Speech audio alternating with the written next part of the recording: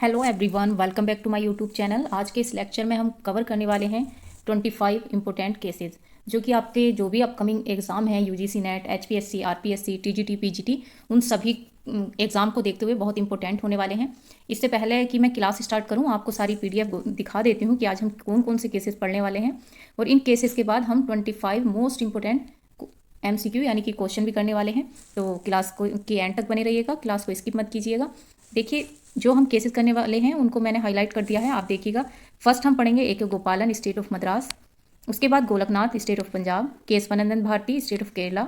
Minerva Mills, union of India. देखिए, मैं ऐसे ही आपको पीडीएफ दिखा देती हूँ, आप एक बार देख लीजिएगा। ये हमारे 25 केसेज हैं जो कि अलग अलग एग्जाम में अलग अलग तरीके से पूछे गए हैं। उसके बाद हम करेंगे इंपोर्टेंट 25 क्वेश्चन। देखिए, इस तरीके से, जैसे ए के गोपालन केस है तो इससे कैसे क्वेश्चन बन सकता है, तो उसी से रिलेटेड मैंने एमसीक्यू भी यहाँ पर डाले हैं। तो क्लास ये बहुत ही इंपॉर्टेंट होने वाली है, बिल्कुल भी स्किप मत कीजिएगा। और अगर आपके कोई फ्रेंड वगैरह भी कॉम्पिटेटिव एग्जाम की तैयारी कर रहे हैं तो ज़रूर उनको शेयर कीजिएगा। अब स्टार्ट करते हैं। पहले हम क्या करेंगे, सबसे पहले हम थोड़ा सा केसेस के बारे में जानेंगे कि ये केसेस क्या थे। उसके बाद हम एमसीक्यू करेंगे ताकि हमें समझ आए कि हमने कितना सीखा और हमें क्या समझ आया। तो स्टार्ट करते हैं आज का हमारा फर्स्ट केस। फर्स्ट केस हमारा क्या है, देखिए, ये है ए के गोपालन वर्सेस स्टेट ऑफ मद्रास। अब एक बात इसमें आपको क्या याद रखनी है, सबसे पहले इसका ईयर याद रखना है, ईयर जैसे कि 95।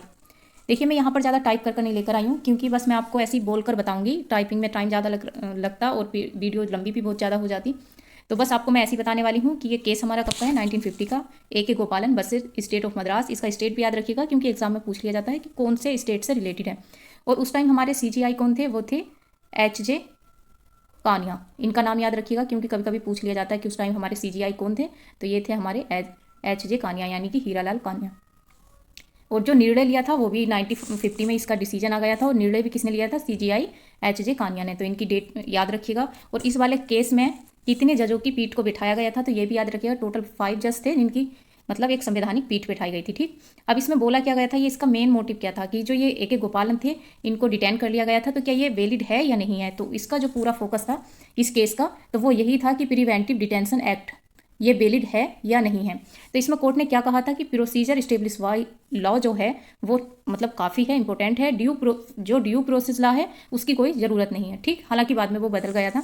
और इसका जो ये यूज़ होता है, ये केस किस लिए होता है, ये भारत में जीवन और स्वतंत्रता की जो हमारी प्रारंभिक व्याख्या है उसको ये दर्शाता है। ठीक, इसको याद रखिएगा। जैसे कि आर्टिकल 21 से रिलेटेड ये केस है तो इसको याद रखिएगा। आर्टिकल 22 से रिलेटेड ये केस है तो ये आर्टिकल आप इससे याद रखिएगा। क्या क्या आप इससे याद रख सकते हैं कि ए के गोपालन वर्सेज स्टेट ऑफ मद्रास 1950 की डेट याद रख सकते हैं। उस टाइम सीजीआई कौन थे, एच जे कानिया थे। डिसीजन किसने लिया था, डिसीजन भी एच जे कानिया ने लिया था। और ये किस चीज़ से रिलेटेड है, प्रिवेंटिव डिटेंशन एक्ट की वैलिडेशन से, यानी कि ये वैलिड है। ठीक, तो ये हुआ हमारा 1950 का फर्स्ट केस। अब चलते हैं हम सेकंड केस की तरफ, जो है Golaknath versus state of Punjab. First कौन से स्टेट से पढ़ा, वो मद्रास से रिलेटेड था, ए के गोपालन 1950 का। सेकंड हमारा Golaknath versus state of Punjab है जो कि कब का है, 1967 का।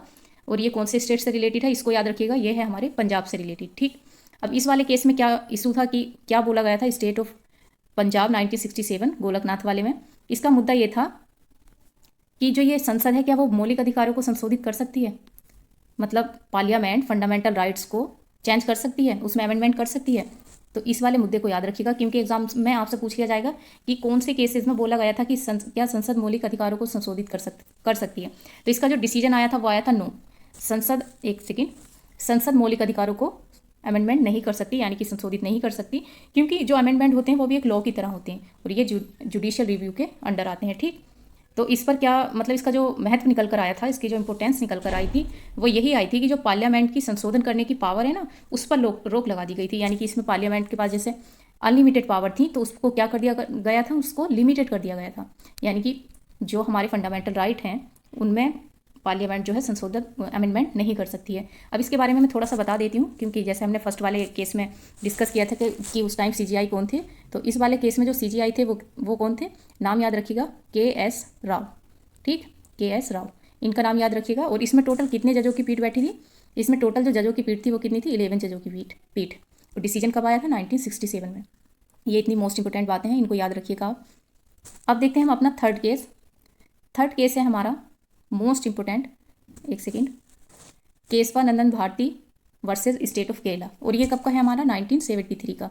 मैं आपको साथ साथ ईयर इसलिए बता रही हूँ कि क्योंकि आने वाले जो एग्जाम है ना हमारे, उसमें क्या होता है क्रोनोलॉजी में पूछ लिए जाते हैं कि इनको क्रोनोलॉजी में लगाइए। 4 केस दे दिए जाते हैं और उसको पूछ लिया जाता है कि कौन सा केस कब कब का है। तो जब आपको ईयर याद होंगे तो आप इजीली वहाँ से कर पाएंगे। अब इसमें देखिए मैं बता देती हूँ इसका डिसीजन कब आया 1973 में। जैसे हम थोड़ा सा बैकग्राउंड के बारे में जानना जरूरी होता है। और इस टाइम सीजीआई कौन थे? इस टाइम सीजीआई थे SM सीकरी। इनके नाम याद करते चलिएगा। बस एक दो बार आप उसको रिवाइज कीजिएगा कि उस टाइम सीजीआई कौन थे, क्योंकि आजकल क्या होता है ना सीजीआई को भी क्रोनोलॉजी में पूछ लिया जाता है। तो आप केस से लिंक करके पढ़ेंगे ना कि उस टाइम गोलकनाथ के टाइम कौन से सीजीआई थे और केशवानंदन के टाइम कौन से, तो आप तो ईजिली आप क्रोनोलॉजी में चीफ जस्टिस ऑफ इंडिया को मतलब इन्हें भी आप लगा सकते हैं। लेकिन इनका जो डिसीजन लिया था इस वाले केस का, वो लिया था YV चंद्रचूड़ ने। ठीक, अब देखिए इसका जो मेन फोकस था वो क्या था? ये बेसिक स्ट्रक्चर डॉक्ट्रिन से रिलेटेड था। ठीक, इसमें जो निर्णय आया था कि पार्लियामेंट जो है संविधान संशोधन कर सकती है, लेकिन जो उसका मूल स्ट्रक्चर है उसको नहीं बदल सकती। अब इसका जो इंपोर्टेंस निकल कर आती है वो क्या आती है कि जो भारतीय संविधान है उसकी स्थिरता और लचीलापन, यानी जो उसकी फ्लेक्सिबिलिटी है, वो दोनों का उदाहरण है। ठीक, अब जैसे उसमें क्या बोला गया था, हमारे गोलकनाथ केस में बोला गया था कि पार्लियामेंट क्या है, पार्लियामेंट फंडामेंटल राइट में अमेंडमेंट नहीं कर सकती। ठीक, और इसमें क्या बोला गया कि ये बेसिक मतलब केसेस वही है, लेकिन इसमें एक बेसिक स्ट्रक्चर का फॉर्मूला जोड़ दिया गया कि बेसिक स्ट्रक्चर में संशोधन नहीं कर सकती। ठीक, अब ये केस कब का है हमारा 1973 में, Kesavananda Bharati versus state of Kerala. इसका मतलब स्टेट भी याद रखिएगा, केरला से रिलेटेड है ये। अब देखते हैं हम अपना फोर्थ केस है हमारा Minerva mills versus union of India. ये कब का है? Minerva mills versus union of India, ये है हमारा 1980 का। ठीक, अब इसमें भी हम थोड़ी सी डिस्कस कर लेते हैं बैकग्राउंड के बारे में। इनका डिसीजन कब आया? ये 1980 में आया। ठीक, और इस टाइम सीजीआई कौन थे? इस टाइम सीजीआई थे YU चंद्रचूड़। ठीक, याद रखिएगा, निर्णय भी इन्होंने लिया था। और इसमें जो संवैधानिक जजों की पीठ थी वो कितनों की थी? 5 जजों की पीठ थी, तो इसको याद रखिएगा। अब ये किस चीज़ से रिलेटेड था? क्या संसद असीमित संशोधन कर सकती है, यानी कि जो पार्लियामेंट की पावर है वो अनलिमिटेड है, किसी भी अमेंडमेंट को करने के लिए पार्लियामेंट अनलिमिटेड अमेंडमेंट कर सकती है, इसका मेन मोटिव ये था। लेकिन इसमें जो डिसीजन लिया गया उसमें लिया गया कि नहीं, पार्लियामेंट अनलिमिटेड संशोधन नहीं कर सकती, बल्कि वो पार्ट 3 और पार्ट 4 को एक दोनों को क्या बैलेंस बना कर रखती है। ठीक, मतलब इस मिनर्वा मिलो वर्सेस यूनियन ऑफ इंडिया का जो इंपोर्टेंस निकल कर आई वो ये आई कि फंडामेंटल राइट और DPSP की जो सीमा है उसको निर्धारित की गई। ठीक, अब ये जो मिनर्वा मिल्स है ना, ये कहाँ की है? ये कर्नाटक की एक टेक्सटाइल कंपनी थी। ठीक, वो कर्नाटक स्टेट का क्या कहना था कि जो नीति निदेशक तत्व हैं, DPSP हैं, एक सेकेंड, जो नीति निदेशक तत्व हैं उसमें पार्लियामेंट की जो पावर है ना वो सुप्रीम होनी चाहिए, इन पर कोई भी मतलब रेस्ट्रिक्शन नहीं होना चाहिए। ठीक, तो ये याद रखिएगा, ये कहाँ की मिल्स के बारे में बात की गई थी? कर्नाटक की थी। और ये कब का है? Minerva Mills union of India 1980 का। ठीक, अब देखते हैं हम नेक्स्ट है हमारा केस नंबर 5। और ये कौन सा केस है हमारा? Maneka Gandhi versus union of India 1978। इसका ईयर याद रखिएगा आप, ईयर कब का है? 1978। अब इसके भी थोड़ी हम बैकग्राउंड के बारे में जान लेते हैं कि क्या सीन था। उस टाइम सीजीआई कौन थे? जब ये Maneka Gandhi versus union of India 1978 का केस था तो उस टाइम सीजीआई थे M हमीदुल्ला बेग। याद रखिएगा, M हमीदुल्ला बेग, इनका नाम याद रखिएगा। और निर्णय किसने लिया था? निर्णय भी इन्होंने लिया था, न्यायमूर्ति M हमीदुल्ला बेग ने। और इसमें टोटल कितने जजों की पीठ बैठी गई थी? टोटल 7 जजों की पीठ बैठी गई थी, एक संवैधानिक पीठ, मतलब उसको संवैधानिक पीठ बोलते हैं। अब इसमें क्या हुआ था, मतलब इसमें मुद्दा क्या था, इशू क्या था कि जो पासपोर्ट है उसका मामला था ये। अब ये डिसीजन जो आया वो किस चीज़ से रिलेटेड आया? राइट टू लाइफ से, यानी कि fair just and reasonable law. ठीक, अब इसका जो इंपॉर्टेंस थी वो किस चीज़ को लेकर थी? आर्टिकल 21 को लेकर थी, यानी कि व्यापक विस्तार और ड्यू प्रोसेस जो था उसको एक्सेप्ट किया गया था, उसको स्वीकृति दी गई थी। अब इसमें होता क्या है, जब 1975 में इमरजेंसी लगती है तो मीसा एक्ट के तहत जो भी अपोजिशन के लीडर थे उनको जेल भेज दिया जाता है। ठीक, अब 1997 में जब जनता पार्टी की गवर्नमेंट बनती है, गृह मंत्री कौन होते हैं? चौधरी चरण सिंह। तो उन्होंने क्या किया, इंदिरा गांधी और संजय गांधी के विरुद्ध कई सारे आयोग बिठा दिए थे। तो इसी के रिजल्ट को देखकर मेनका गांधी जो थी वो विदेश जाना चाहती थी। ठीक, उन्होंने विदेश जाने की योजना बनाई, लेकिन क्या हुआ, उनका पासपोर्ट जब्त कर लिया गया था। तो जब उनका पासपोर्ट ले लिया गया तो मेनका गांधी कहाँ गई? सुप्रीम कोर्ट जाती हैं और बाद में वहाँ इसे क्या करती हैं कि विधि की उचित प्रक्रिया को जो मतलब इंडिया में जो है उसको अपनाया गया था। ठीक, याद रखिएगा, ये मेनका गांधी का 1975 के बाद जब इमरजेंसी लगती है तब मतलब विरोधी जो लीडर है उनको जेल में डाल दिया जाता है। उसी को सब देखते हुए आप ये बस थोड़ी सी बैकग्राउंड याद। अब ये क्या होता है, इसमें इन्होंने क्या बोला था कि जो यात्रा करने का अधिकार है आर्टिकल 21, 1 मिनट में यहाँ पे लिख देती हूँ, क्या वो सुरक्षित है? यानी कि इसमें जो आर्टिकल से रिलेशन पूछा गया था, वो 14, 19, 21 के तहत पूछा गया था। अब इसमें क्या जब से ये मेनका गांधी वाला केस हुआ है तब से हमारी भारतीय न्यायपालिका में क्या हुआ, विधि की जो उचित प्रक्रिया है यानी ड्यू प्रोसेस ऑफ लॉ है उसको भारतीय संविधान का एक अंग मान लिया गया है। ठीक, तो इसको याद रखिएगा, इतनी काफ़ी है इसकी बैकग्राउंड के बारे में सब कुछ, बस इसका ईयर याद रखिएगा क्योंकि ज़्यादातर क्या पूछ लिया जाता है कि इसको सीक्वेंस में लगाइए या ये किस चीज़ से रिलेटेड था, तो पासपोर्ट से रिलेटेड था। क्यों था, इसकी बैकग्राउंड क्या थी कि 1975 में जब इमरजेंसी लगती है तो उसके बाद जो मैंने स्टोरी आपको थोड़ी सी बताई वो सब आप माइंड में रखिएगा। अब देखते हैं केस नंबर 6। केस नंबर 6 हमारा क्या है, एडीएम जबलपुर वर्सेस शिवकांत शुक्ला। ये केस कब का है, 1976 का। एक सेकेंड, इसको अगेन वो करते हैं, 1976 एडीएम जबलपुर। अब इसकी बैकग्राउंड देख लेते हैं, ये क्या था, एक सेकेंड। अब देखिए इसमें क्या होता है, इसकी जो बैकग्राउंड है ये इमरजेंसी से रिलेटेड था। ये एडीएम जबलपुर वर्सेस शिवकांत शुक्ला जो केस था ये किस चीज़ से रिलेटेड था, ये इमरजेंसी से रिलेटेड था। और इसमें जो डिसीजन लिया गया कि इमरजेंसी में आर्टिकल 21 जो है उसको निलंबन किया जा सकता है। ठीक, अब इसका जो विवाद था वो क्या था, ये इसको गलत माना गया और जो 2017 में पुट्टू स्वामी केस आता है जिसको हम आगे पढ़ेंगे, क्लास के एंड तक बने रहिएगा, उसमें ये इसको क्या कर दिया गया, इसको खंडित कर दिया गया। अब देखते हैं हम केस नंबर 7। केस नंबर 7 है हमारा इंदिरा गांधी, एक सेकेंड, इंदिरा गांधी वर्सेज राजनारायण। अब ये किस टाइम का है, ये 1975 का है। 1975 में क्या होता है, इमरजेंसी लगती है, इस चीज़ को याद रखिएगा। इंदिरा गांधी वर्सेज, एक सेकेंड, राजनारायण 1975। अब इसमें क्या होता है, इसमें जो इसका जो मुद्दा होता है यानी कि इसका जो इशू था वो क्या था, वो ये था कि प्रधानमंत्री का जो चुनाव हुआ था उसकी वैधता से रिलेटेड था। ठीक, अब इसमें जो निर्णय लिया गया वो 39 अमेंडमेंट को आंशिक रूप से असंवैधानिक मतलब अनकॉन्स्टिट्यूशनल करार दे दिया गया। और इसकी इंपॉर्टेंस क्या थी, न्यायपालिका की स्वतंत्रता की रक्षा। ठीक, जब इंदिरा गांधी से रिलेटेड थे ये राजनारायण जो थे ये गए थे। ठीक, अब देखते हैं हम केस नंबर 8। ये क्या है हमारा, मोहम्मद अहमद खान वर्सेस शाहबानो केस। ये कब का है, ये है 1985 का, इसको याद रखिएगा, 1985 में। और इसका जो मुद्दा था वो क्या था, इसका मुद्दा था कि तलाक के बाद गुजारा भत्ता, यानी कि शाहबानो को डिवोर्स हो जाता है 1985 में, इसका मुद्दा था कि तलाक के बाद गुजारा भत्ता मिलेगा या नहीं। निर्णय क्या था, सीआरपीसी की जो 125 में मुस्लिम महिलाओं पर यह लागू होगा। और महत्व क्या था, धर्म बनाम समानता, यानी कि ये मुस्लिम से रिलेटेड है और ये तलाक के बाद के गुजारे भत्ते से रिलेटेड है। केस कब का है, 1985 का, तो इसको याद रखिएगा। अब देखते हैं केस नंबर 9। केस नंबर 9 हमारा कौन सा, SR Bommai versus union of India. ये कब का है, 1984 का। अब इसकी बैकग्राउंड के बारे में थोड़ा सा जान लेते हैं। ये 1984 में इसका मतलब डिसीजन आया और टोटल 9 जजों की इसमें संवैधानिक पीठ बैठी गई। और निर्णय किसने लिया था, मतलब सीजीआई कौन थे उस टाइम, रत्नावल पांडियन, याद रखिएगा। ये कहाँ का है, ये जो है कर्नाटक की गवर्नमेंट को राष्ट्रपति शासन लगाकर हटाने से जुड़ा हुआ है 1989 में। ठीक, अब इसका मुद्दा क्या था, आर्टिकल 356 यानी कि राष्ट्रपति शासन, और इसमें न्यायिक जो राष्ट्रपति शासन है वो न्यायिक समीक्षा के अधीन होना चाहिए, ये डिसीजन इसमें लिया गया। यानी कि आर्टिकल 356 का क्लोज 3 क्या कहता है कि राष्ट्रपति शासन की मंजूरी संसद से भी लेनी पड़ती है। ठीक, अब इसका महत्व क्या आया कि धर्मनिरपेक्षता जो है सेकुलरिज्म, उसको बेसिक स्ट्रक्चर माना गया। ठीक है, बेसिक स्ट्रक्चर से रिलेटेड केस कौन सा है हमारा, केशवानंदन भारती केस। अब इसका जो कंक्लूजन निकल के आया वो यही आया कि जो संघ राज्य संबंध है ना उसको इस तरीके से नहीं समझा जाना चाहिए कि संघ राज्यों से ज़्यादा शक्तिशाली है, क्योंकि हमारे यहाँ ये स्टेट और सेंटर क्या होते हैं, सेंट्रल और प्लस स्टेट मिलाकर ही तो हमारी फेडरेशन गवर्नमेंट बनती है। अब ये दोनों एक दूसरे के कोऑपरेटिव होते हैं, ना कि कॉम्पिटिटर होते हैं। ठीक, तो इनको अलग अलग नहीं समझा जाना चाहिए। अब राष्ट्रपति शासन को मनमाने तरीके से भी नहीं अपनाया जाना चाहिए। तो इस सभी चीज़ों से रिलेटेड ये SR Bommai versus union of India 1994 का ये केस था, तो इसको याद रखिएगा। अब देखते हैं नेक्स्ट है हमारा Vishakha versus state of Rajasthan 1997। ये याद रखिएगा, डेट इसकी याद रखिएगा, 19 मतलब ईयर, सॉरी इसका ईयर क्या है, 1997। इसका मुद्दा क्या था कि जो महिला कर्मी हैं उनको कार्यस्थल पर, अब इसी केस के बाद क्या हुआ, विशाखा गाइडलाइंस जारी की गई और ये किस चीज़ से, जो कार्यस्थल पर महिलाओं के साथ उत्पीड़न होता है उस चीज़ से रिलेटेड है, 1997 का है। इसका महत्व क्या था कि अंतर्राष्ट्रीय कन्वेंशन का भी इसमें उपयोग किया गया। ठीक, अब देखें केस नंबर हम 11। ये क्या है, 2018 का। देखिए केसेस तो बहुत सारे हैं लेकिन मैं कुछ लिमिटेड ही केस यहाँ पर लेकर आई हूँ ताकि आप याद कर सकें। ये है नवतेज सिंह जौहर वर्सेज यूनियन ऑफ इंडिया 2018। तो इसका ईयर याद रखिएगा, ये 18 का है और ये भारतीय दंड संहिता की धारा किस चीज़ से रिलेटेड है, 377 से।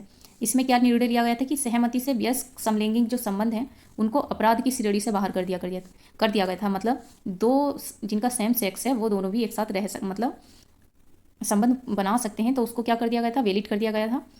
और इसका महत्व क्या था, मानव गरिमा, निजता, समानता और जो भी LGBTQ थे उनके अधिकारों की ये रक्षा करना था। ठीक, इससे पहले क्या था कि जो 377 है, अगर दो सेम सेक्स के लोग संबंध बनाते हैं तो उनको क्या बोला गया था कि वो नेचर के खिलाफ है, यानी कि प्रकृति के विरुद्ध है। लेकिन इस केस के बाद 2018 के बाद उनको क्या कर दिया गया, अपराध की श्रेणी से बाहर कर दिया गया। तो ये याद रखिएगा। 17 का है, देखिए, justice KS Puttaswamy versus union of India 2017। इसका मुद्दा क्या था, आधार योजना और निजता से रिलेटेड। निर्णय आया right to privacy, fundamental right under article 21। अब इसमें क्या था, ये डिजिटल युग में मौलिक अधिकारों का पुनर्निर्धारण। आप ये डेट याद रखिएगा, सॉरी ईयर याद रखिएगा, 2007। Justice KS Puttaswamy versus union of India. अब देखते हैं क्वेश्चन नहीं, case number 13, Olga Tellis versus Bombay municipal corporation 1985 का। ये क्या था, इसका मुद्दा किस चीज़ से रिलेटेड था, जो फुटपाथ पर निवासी रहते हैं। ठीक, और ये इसका निर्णय क्या आया था, जो आजीविका और जीवन का अधिकार इससे जुड़ा हुआ था, यानी कि आर्टिकल 21 से रिलेटेड है। ये भी जीवन केवल जीवित रहने तक सीमित नहीं है, उसके लिए रोटी, कपड़ा, मकान, इन सारी रिलेटेड उस मतलब चीज़ों से रिलेटेड भी है। जीवन मतलब अगर हम जिंदा हैं, रोड पर हैं, तो उसका मतलब ये थोड़ी ना कि हमारे पास एक अच्छा जीवन है। तो इस चीज़ को भी आप याद रखिएगा।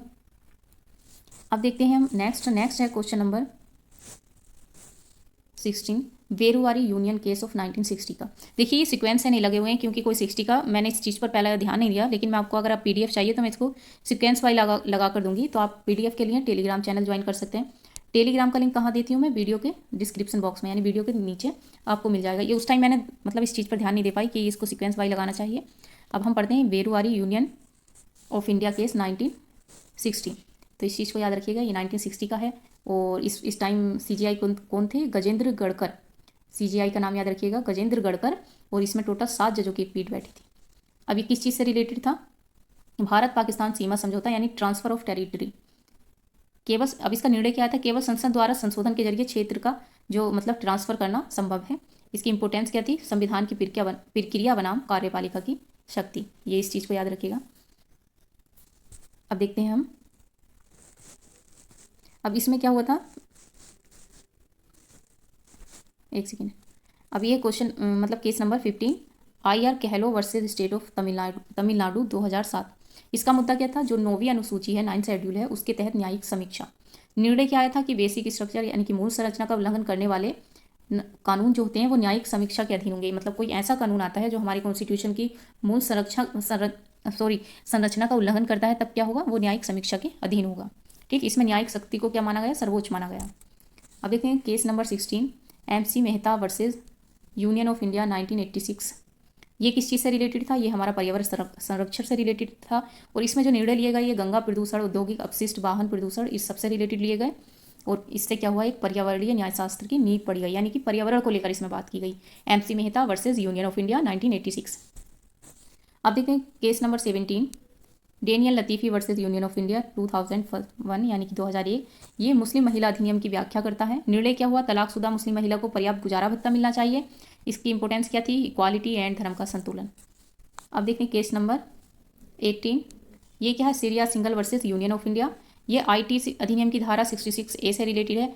मतलब section 66A unconstitutional right to free speech का उल्लंघन करता है। ठीक, अभिव्यक्ति की स्वतंत्रता का डिजिटल संरक्षण, यानी कोई अगर ऐसा कुछ बोलता है अनकॉन्स्टिट्यूशनल है तो ये उस चीज़ को प्रोटेक्ट करता है। ये याद रखिएगा। अब पढ़ते हैं case number 19, state of Madras versus Champakam Dorairajan 1951। 1951 में क्या होता है, देखिए ये उस टाइम भी कौन थे, CGI कौन थे, 1951 में इस तरीके से लिंक करके पढ़िएगा, HJ कानिया। ठीक, और डिसीजन किसने लिया था, ये लिया था न्यायमूर्ति SR दास ने। और ये आरक्षण एवं समानता से रिलेटेड था। ठीक, अब इसमें ये नीति निदेशक तत्व तथा मौलिक अधिकारों पर प्राथमिकता नहीं, यानी कि ये दोनों अगर आपसे पूछ लिया जाए कि फंडामेंटल राइट्स और DPSP से रिलेटेड कौन सा केस है, तो ये कौन सा, स्टेट ऑफ मद्रास वर्सेज चंपाकम दोराइजन। इसमें क्या निर्णय आया था कि संविधान संशोधन, अच्छा जो फर्स्ट हमारा कॉन्स्टिट्यूशनल अमेंडमेंट आया था उसका ये रीजन बना। ठीक, देखिए ये जो है हमारा 20 वाला cases, people union of democratic rights, ये मजदूरों के अधिकार से रिलेटेड था, न्यूनतम वेतन से रिलेटेड था, सुरक्षित कार्य का स्थल से रिलेटेड था, मौलिक अधिकार से रिलेटेड था। अब देखते हैं हम केस नंबर 21। केस नंबर 21 है हमारा क्यूतो होलाहन जज्जी हुल, यानी कि 1992 का। ये इसमें जो ये केस है ना 1992 का, ये जो थे क्यूहुतो पुलोहन, ये क्या थे, एक राजनेता थे जो राजनीति में आने से पहले क्या थे, नागालैंड आर्मी ऑफिसर थे, इंस्पेक्टर थे, लेकिन 2013 से ये मतलब राजनीति से दूर हो गए थे। इसमें यही था कि जो उस टाइम जो सीजीआई थे ना, उस सीजीआई का नाम याद रखिएगा वेंकट चेलिया, और इसमें टोटल 5 जजों की पीठ बैठी गई थी, और इसमें क्या था, न्यायिक संतुलन बनाम विधायी स्वायत्ता। ठीक, ये याद रखिएगा। इसका मुद्दा ये था कि स्पीकर को जो पावर दी गई है वो मूल स्ट्रक्चर यानी उसके संविधान के मूल संरचना का उल्लंघन करती है, ये इसका मतलब मुद्दा था। अब देखते हैं केस नंबर 22। केस नंबर 22 क्या है, union of India versus association of democratic reform 2002। इसमें क्या मुद्दा था कि उम्मीदवारों की जानकारी का खुलासा होना चाहिए। निर्णय क्या लिया गया, मतदाताओं को उम्मीदवार की पृष्ठभूमि जानने का अधिकार होना चाहिए कि वो क्रिमिनल तो नहीं है, और इसका महत्व क्या हुआ, डेमोक्रेसी में एक ट्रांसपेरेंसी लाना, ये याद रखिएगा 2002 का। अब देखते हैं case number 23, state of Kerala NM Thomas 1976। ये आरक्षण बनाम समानता का मुद्दा था। निर्णय आया इसका सकारात्मक भेदभाव समानता के विपरीत नहीं। ठीक, महत्व क्या था इसका, सामाजिक न्याय और संवैधानिक स्वीकृति। नेक्स्ट है 24, चंपाकम दोराइजम वर्सेज स्टेट ऑफ मद्रास। ये शायद रिपीट हो गया। ये धर्म जाति आधारित आरक्षण से रिलेटेड था। निर्णय लिया गया कि केवल नीति निर्देशक सिद्धांत आधारित आरक्षण असंवैधानिक है। मतलब इसमें जो, हाँ मैंने आपको अभी पीछे ही बताया कि आप fundamental rights versus DPSP related जो कॉन्फ्लिक्ट है वो कौन से केस में है, वो चंपाकम दोराइजन स्टेट ऑफ मद्रास 1951, इसको याद रखिएगा। आज का लास्ट केस हम पढ़ेंगे नाज foundation versus government of NCT Delhi 2009, यानी IPC की धारा 377 का है, जिसमें क्या सेम सेक्स रिलेशन को वैलिड करार कर दिया गया था, मतलब अपराध की श्रेणी से बाहर कर दिया गया था। इसमें क्या हुआ, असंवैधानिक घोषित हो गया।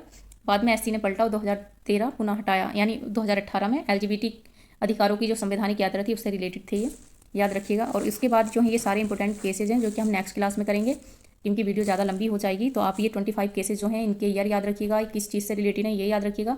आई होप आपको केसेज समझ में आए होंगे, और जो केस आपको नहीं समझ में आया है वो कमेंट सेक्शन में ज़रूर बताइएगा, ताकि मैं उसको आपको अच्छे से और मतलब सेपरेटली उसको समझा सकूँ। Thank you, thanks for watching.